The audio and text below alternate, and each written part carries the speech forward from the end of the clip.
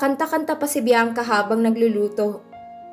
Halos hindi mawala ang ngiti ko sa labi. Hindi ko alam, pero sobrang saya ko ngayon. Napatigil ako ng may bisig na biglang yumakap galing sa likod ko. Nanigas ang buo kong katawan sa ginawa niya. Sinandal niya ang mukha sa balikat at napalunok naman ako sa wala sa oras. "Morning, babe," he whispered. Nagtaasan ng balahibo ko sa katawan. May kung anong bagay na nagwawala sa tiyan ko na hindi ko alam kung ano yon. "Morning," nauutal ko pang sagot dito. Napasinghap ako nang bigla niya akong halikan sa pisngi at mabilis na kumawala sa yakap niya sa akin. Nanlaki ang mga mata ko habang ang isa kong kamay ay nasa pisnging hinalikan niya. Naramdaman kong pag-init ng magkabila kong pisngi. Dahan-dahan akong napatingin sa gawin niya na nasa tabi ko habang malaking ngiti habang pinagmamasdan ako. Natauhan ako nang may naamoy akong nasusunog. Nataranta naman akong tiningnan ng nilutong scrambled egg. Mabilis kong sinalin ito sa lalagyan at nakahinga ng maluwag. Kaya hindi ko mapigilang mapatingin sa gawin niya at nakangisi na itong nakatingin sa akin. Sino ba kasing hindi magugulat sa ginawa niya?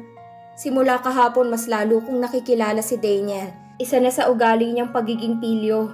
Hindi na ako nagsalita pa at nagpatuloy na lang sa pagluluto ng breakfast namin. Kahit sa pagkain ay hindi mawala ang ngiti sa mga labi ni Daniel. Ako na lang ang naiilang sa mga tingin niya sa akin. "You're drinking again? Problem?" Rinig kong saad ng binata mula sa likod ko. Pinilit kong sarili na hindi ako maapektuhan sa presensya niya at ininom ko na lang ang alak sa baso. Pinigilan niya ako na magsalin uli, kaya tumayo ako sa pagkakaupo para kumuha ng bagong baso sa cabinet. Pero mabilis itong nakarating sa direksyon ko, kaya napigilan niya ako. Hindi ko na siya pinansin at bumalik sa pagkakaupo. Kinuha ko na lang ang bote at mabilis na ininom, pero agad din niya akong napigilan. Kaya hindi ko na mapigilan ang sariling tingnan siya ng masama. Matapos ng breakfast namin, bigla na lang akong natauhan. Nagilty ako sa ginawa ko. May boyfriend ako, pero naging ganito ang reaksyon ko sa bawat galaw na ginawa ni Daniel para sa akin. Na hindi ko dapat ito nararamdaman. This is wrong, but I can't stop myself. I don't know why. I felt strange about my feelings. Pilit kong iniwasan si Daniel buong oras para lang hindi magtagpo ang landas naming dalawa, lalo ng mga mata namin. Pero sino bang niloloko ko? Nasa iisang bahay lang kami. Paano ako makakaiwas sa kanya? Gusto kong sagutin siya pero may sumigaw sa isip ko na wag kong gawin. Kaya umiwas na lang ako habang kaya pa ng sarili ko. Nagmadali akong umiwas ng tingin sa kanya. "Is it your dad? Kaya ka ba umiinom?" Saad niya. Yumuko ako ng kaunti. "Dahil sa'yo rin. O sabihin natin sa nararamdaman ko. Naguguluhan na ako. Naguguluhan ako kung anong nararamdaman ko ngayon." Tumango na lang ako sa binata.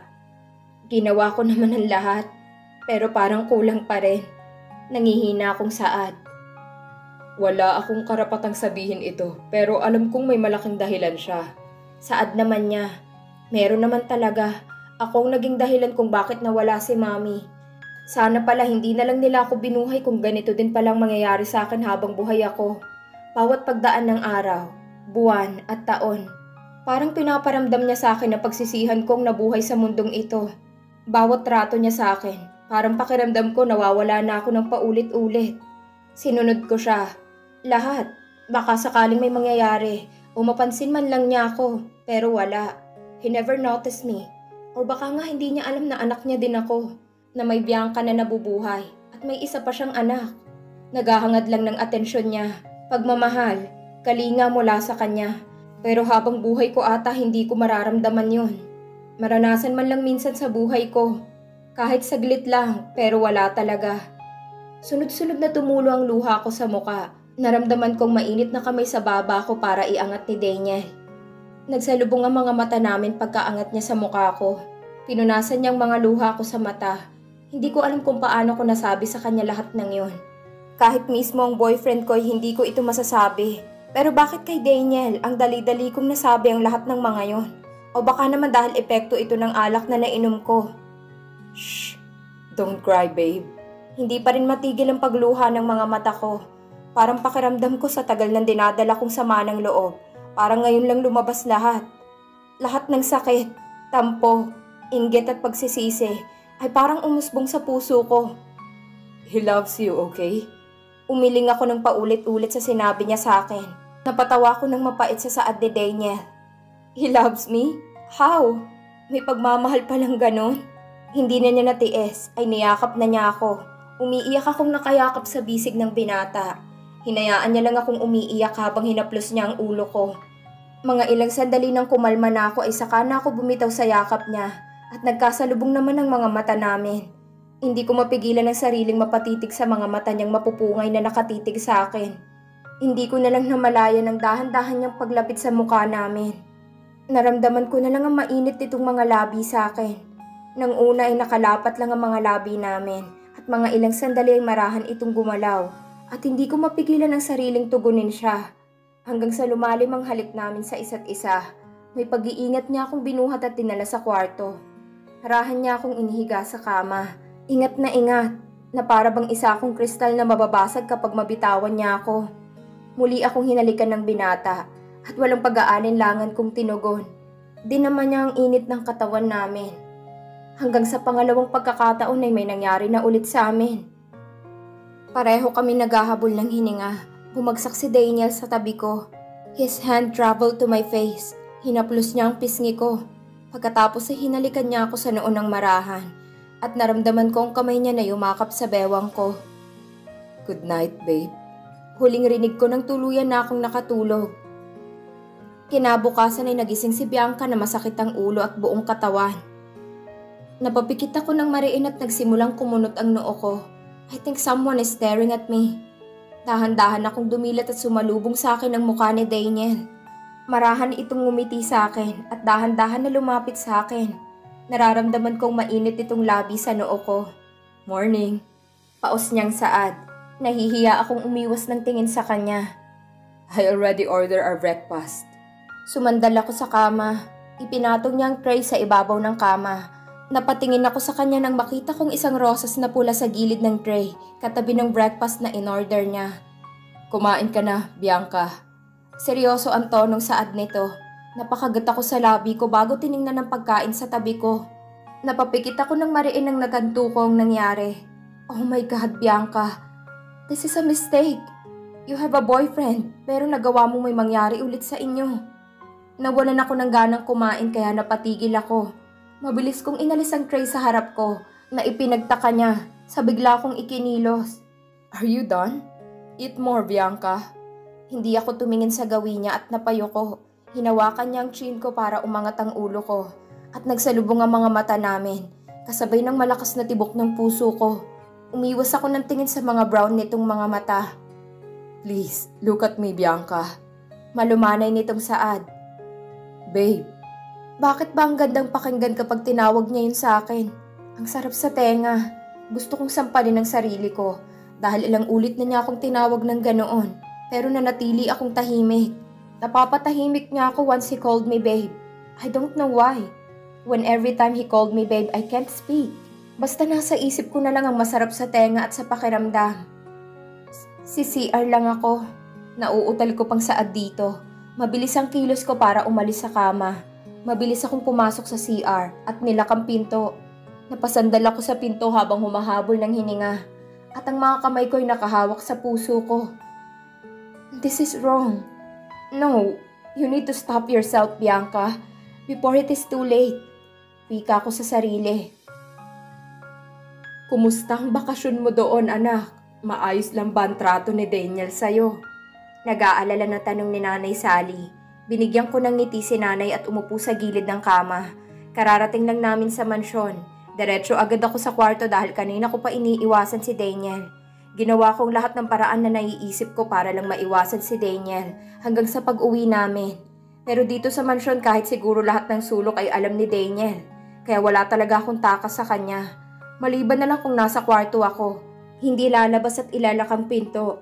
Pero magkakasakit naman ata ako sa gutom. Ginulo ko ang buhok sa inis. Okay ka lang, anak. Tumango ako dito bilang sagot.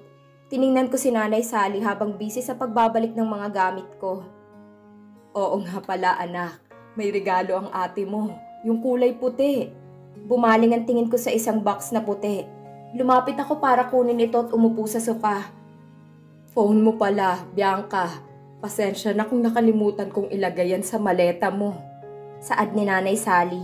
Ngumiti ako kay Nanay Sally at marahan na hinawakan ng kamay niya. Okay lang, Nay. Mahina akong sambit dito. Wala pong tawag dito? Tanong ko habang nilagay ko muna ang cellphone sa tabi ko para simulang buksan ang regalo ni ate. Wala naman anak. Naka-off ata yung phone mo. Kaya nga napapunta ang ate mo dito dahil nag-aalala sa'yo. Hindi mo daw sinasagot ang tawag niya. Sambit ni Nanay Sally at napatigil ako sa pagbubukas ng regalo at dali-dali kong inopen ang cellphone. Nagsimulang nanlamig ang mga kamay ko at may kung anong namumuong takot habang hinihintay ang pagbukas ng cellphone ko. O siya, naiwan na muna kita anak. Maghahanda pa ako ng tanghalian natin. Sige po. Tiningnan ko si Nanay Sally at tumango. Bumalik ang tingin ko sa cellphone at narinig kong pagbukas sarado ng pinto ng kwarto ko. Sunod-sunod ang natanggap kong text mula kay ate at Jonas. Puno ng pag-aalala ang text nilang dalawa dahil sa hindi ako sumasagot sa text nila at hindi makatawag. Hindi ko man lang naalala na naiwan ko pala ang phone ko. Sa 3 araw naming nandoon ni Daniel ay hindi man lang pumasok sa isip ko na naiwan ang cellphone ko dito. Napatigil ako sa pagbabasa ng text ni Jonas. Sabi ng katulong wala ka sa bahay nyo? Nasaan ka ba, love? Please text or call me. I'm worried. Nakadama ko ng kaba sa puso ko sa text na nabasa mula sa boyfriend ko. Nagsimulang namuo ang takot ko. Paano kung nalaman na niya? Nagsimula akong humikbi. Habang nakatulalang binabasa ng paulit-ulit ang text niya, namuo ang guilty sa puso ko. Nagsinungaling pa ako at hindi pa ako naging tapat na girlfriend sa kanya. 2 beses kong binigay ang sarili ko kay Daniel na dapat ay sa boyfriend ko. Nadala ako sa epekto ng alak ng 2 beses. Paano ko sasabihin sa kanyang lahat ng ito? Nahihirapan nga akong sabihin sa kanya na may fiancé na ako. Paano pa kaya kapag nalaman niya na may nangyari sa amin ng lalaking ipapakasal sa akin? Nahihirapan akong huminga sa kakaiyak. Dinala ng mga paa kong sarili sa shower habang walang tigil ang pag-iyak ko. Nanliliit ako sa sarili ko. Paano ko ito nagawa kay Jonas? Sobrang masasaktan ko siya kapag nalaman niyang lahat ng ito. Paano kung hindi niya na ako tanggapin? Paano kung kamuhian na niya ako? Ano nang gagawin ko? Bakit hindi ko maalala na mali itong ginawa ko? Na may boyfriend ako? Pero hindi. Ang naisip ko lang nung gabing yun ay saya. Gumugulo na ang isip ko sa kakaibang nararamdaman ko. At sumakit na ang ulo ko kakaisip sa pwedeng mangyari kapag malaman ni Jonas ang lahat. Isa lang ang dapat kong gawin. Ang iwasan si Daniel. At baliwalain ang nararamdaman kong ito. Paano ipapaliwanag ni Bianca kay Jonas ang lahat ng tungkol sa kanila ni Daniel? At dito na po nagtatapos ang kabanata ng ating kwento. Please like, share, subscribe for more updates. Maraming salamat po.